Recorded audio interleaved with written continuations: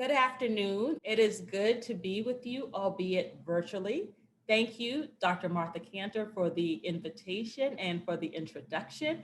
I truly appreciate you, Martha, and I highly respect and admire your leadership. And it is a pleasure to have you as a partner in our efforts to create a more accessible, equitable, and affordable post secondary system. Now, if you think about the last year, lots of things have happened in all of our lives over the last year. It has certainly been one for me that has been focused on transition and transformation. And I suspect that it probably has been for you too. And just like my life and your life have been transformed, so have our students. If this pandemic has shown us one thing, it has shown us that our students are resilient and can adapt rapidly to ever evolving circumstances, and so can our institutions. The Biden Harris administration is also all about transformation. A key part of this transformation agenda includes our post secondary education system. We are committed to building back better for all Americans. And to get there, we will need the talents and skills of each and every student. To ensure that our students get a high quality education and a degree of value, we will need you, college leaders and college practitioners. To kick off this conversation, I want to focus on four priorities that I think dovetails nicely with your work. And those are the priorities of the Biden Harris administration. The first priority is all about recovery. President Biden signed the American Rescue Plan, which is a $40 billion investment in higher education. The American Rescue Plan is one of the largest single investments ever made in institutional and student grants into our nation's most under-resourced institutions. It more than doubles the first two COVID recovery packages combined.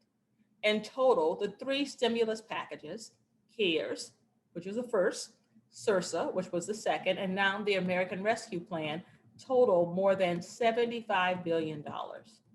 These funds are designed to help higher education emerge from the pandemic stronger than we went in. And it is important to say that we shouldn't strive to make things just like they used to be. After all, things weren't all that great before the pandemic, at least not for some students. We all know that for years, maybe probably decades, there have been disparate outcomes that make it abundantly clear that our higher education system works for some and doesn't work all that well for others.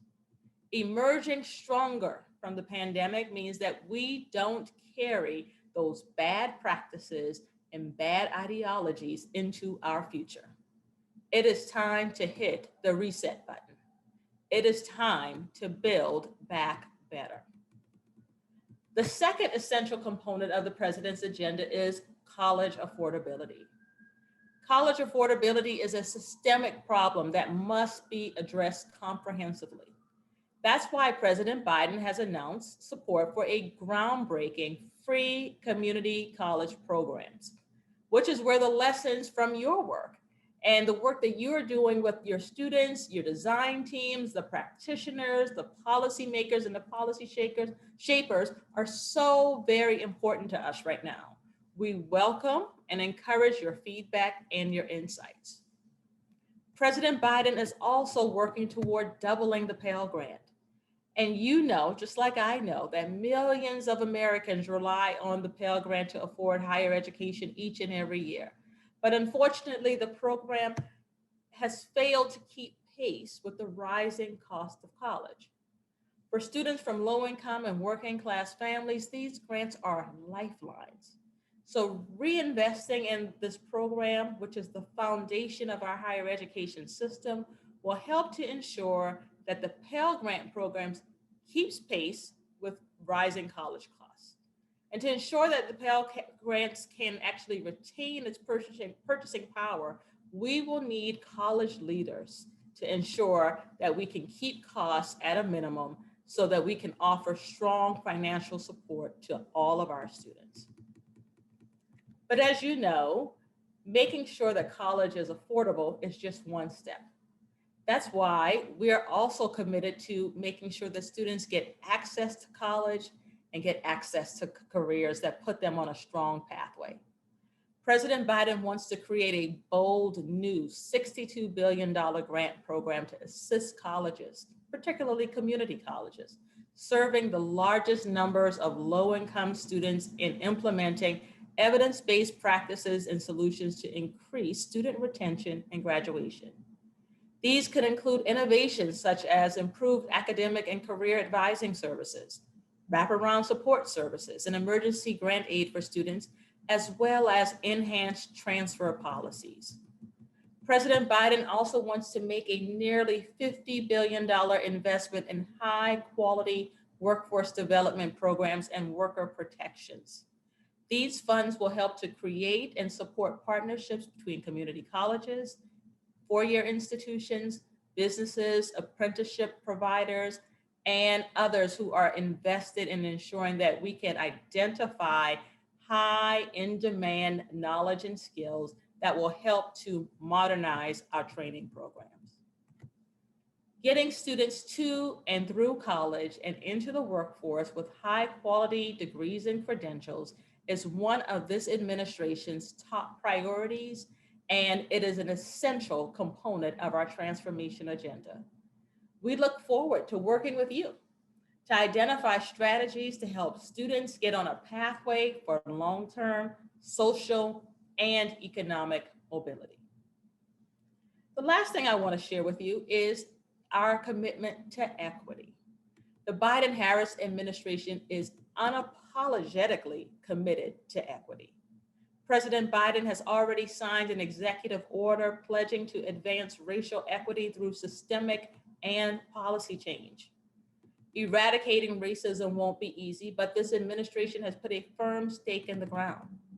The education provisions of the American Families Plan, for example, is all about creating an equitable educational system from cradle to career, one that changes lives and gives our most deserving students the education needed for economic mobility.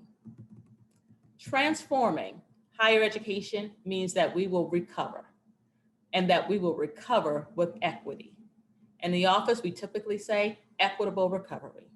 This means that we will identify and address the underlying systemic barriers, those policies and practices that are drivers of inequitable outcomes, and have created a system of haves and have-nots right on our college campuses, but also ones that ripple over into a system of haves and have-nots into our workforce and into our broader society.